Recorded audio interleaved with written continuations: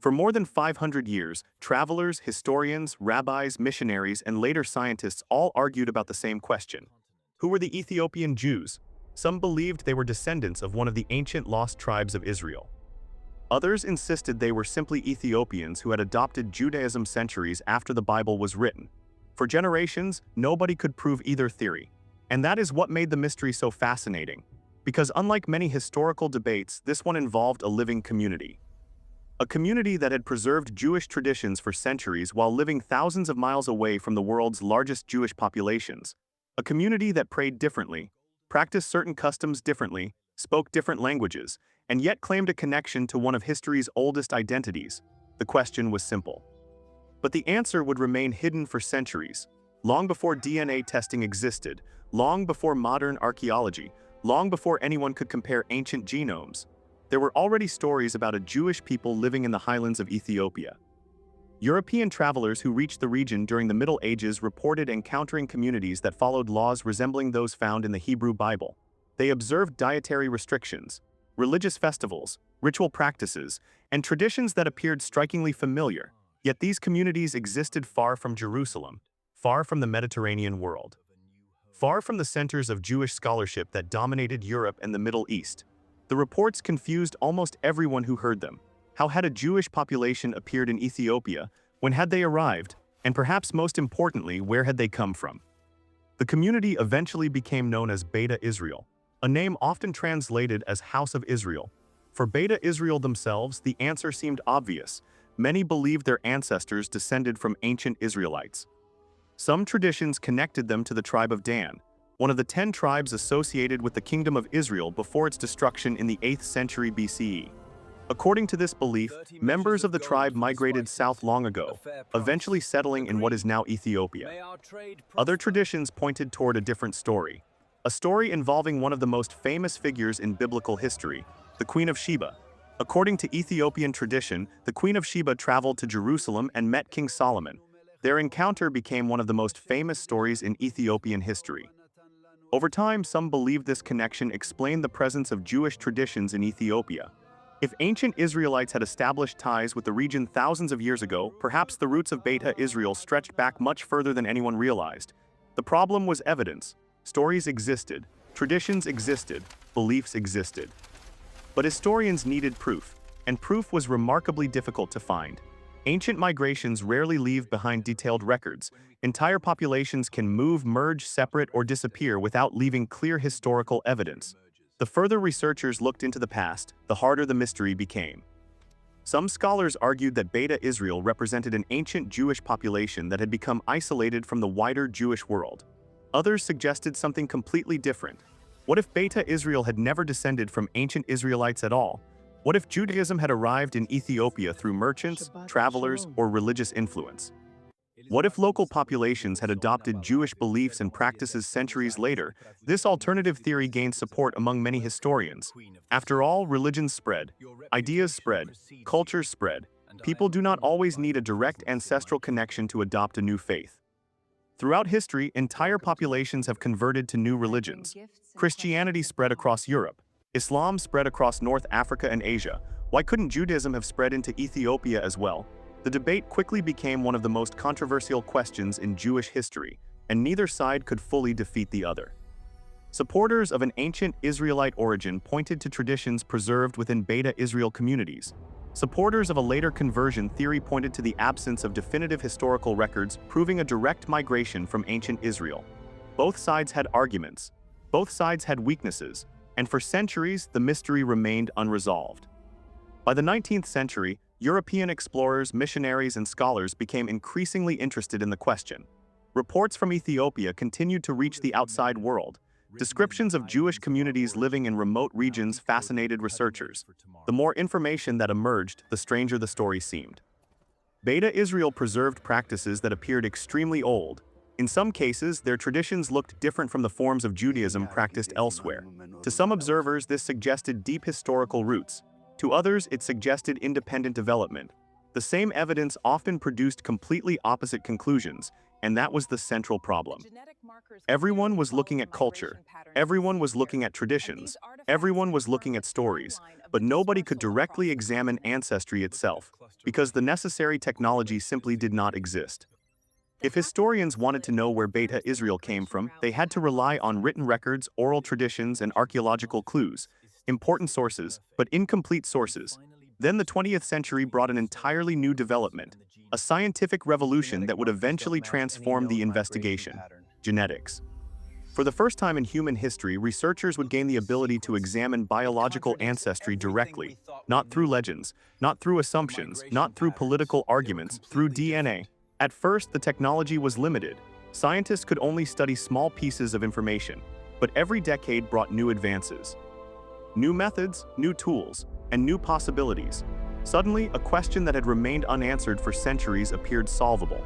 Researchers began to wonder whether genetics could finally settle the As debate. millennia rush Could by DNA across reveal these whether Beta highlands, Israel shared empires ancestry with rise and turn to populations dust. connected to the ancient Yet, Levant? this Would the isolated evidence village support an endures. ancient Israelite origin, or would it point somewhere else entirely?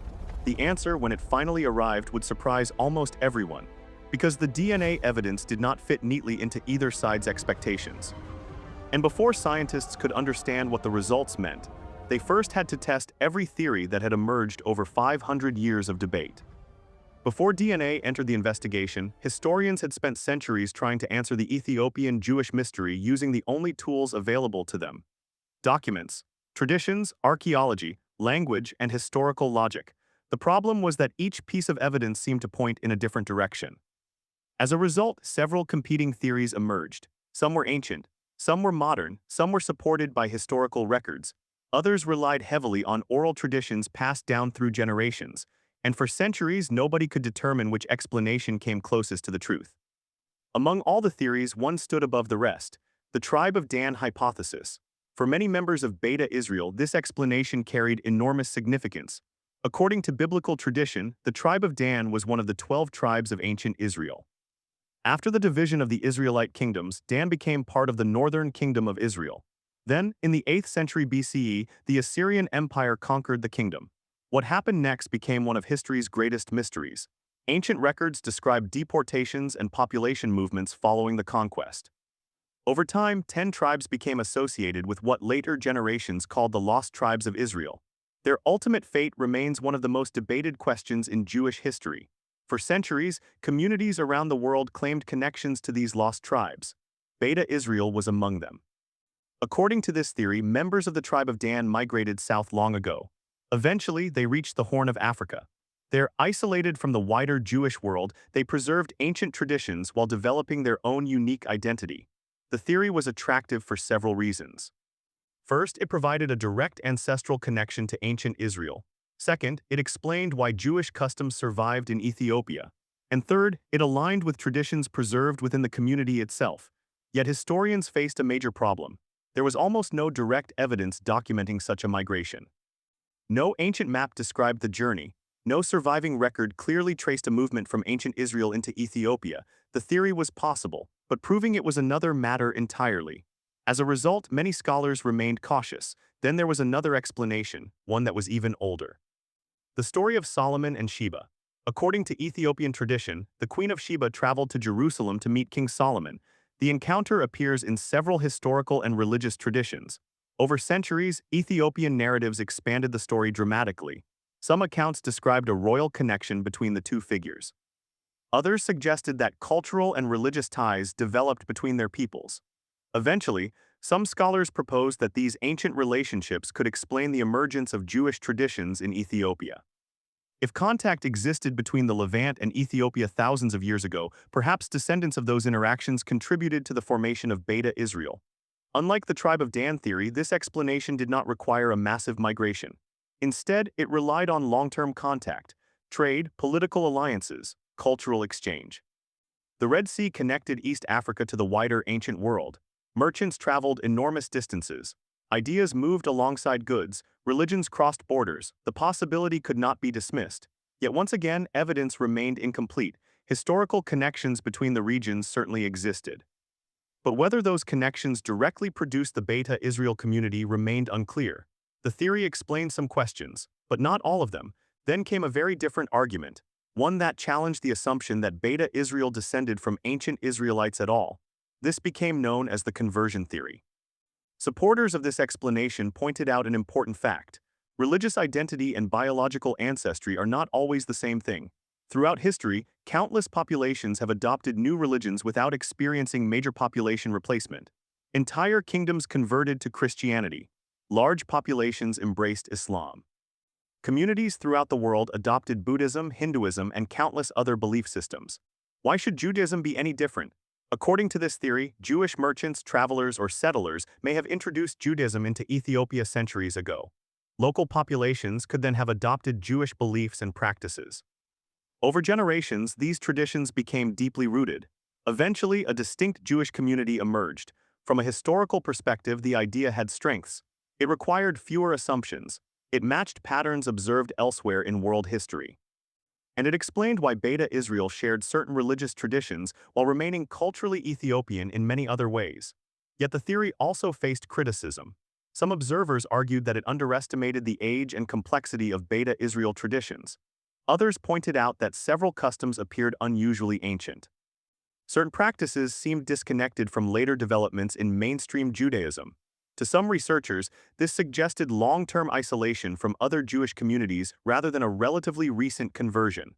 Once again, the evidence seemed to support both sides simultaneously, and that was the heart of the problem.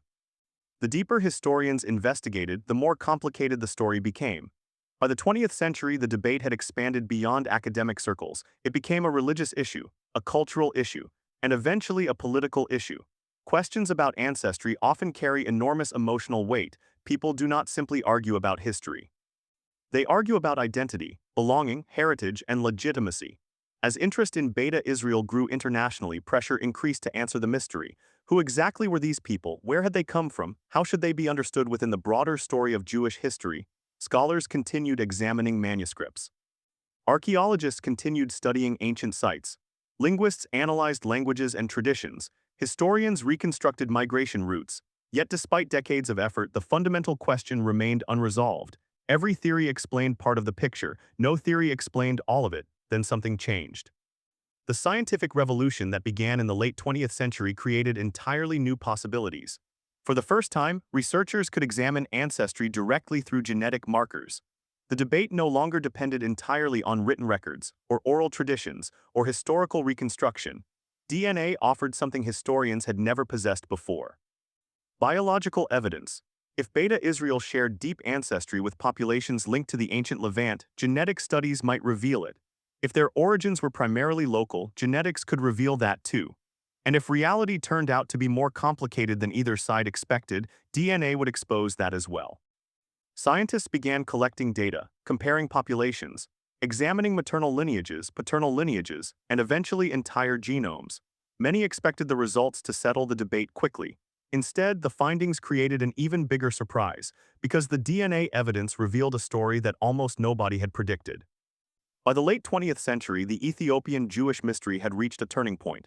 For generations, historians had debated, religious scholars had debated, entire communities had debated, but now scientists had access to something previous generations never possessed: DNA.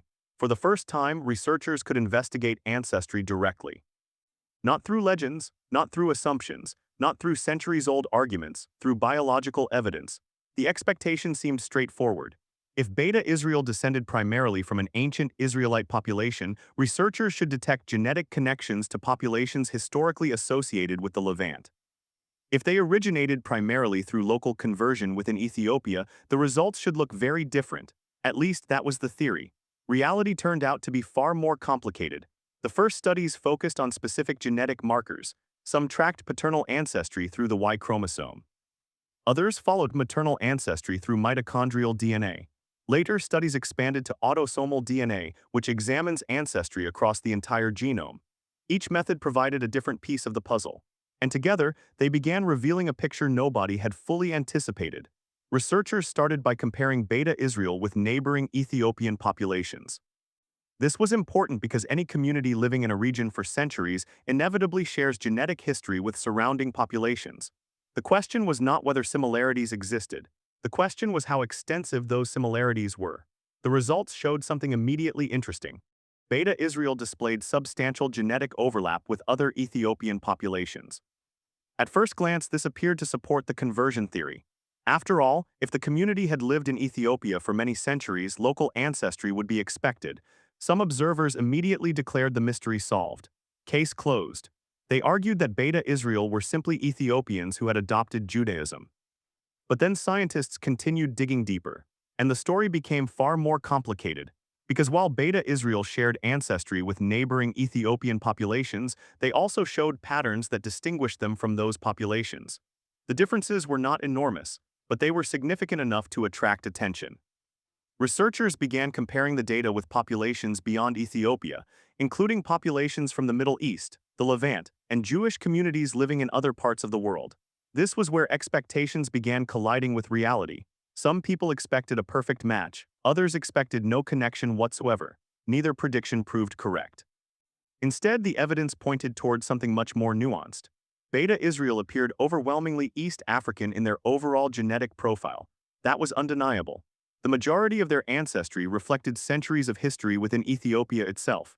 Yet certain studies also detected signals consistent with historical connections extending beyond Ethiopia.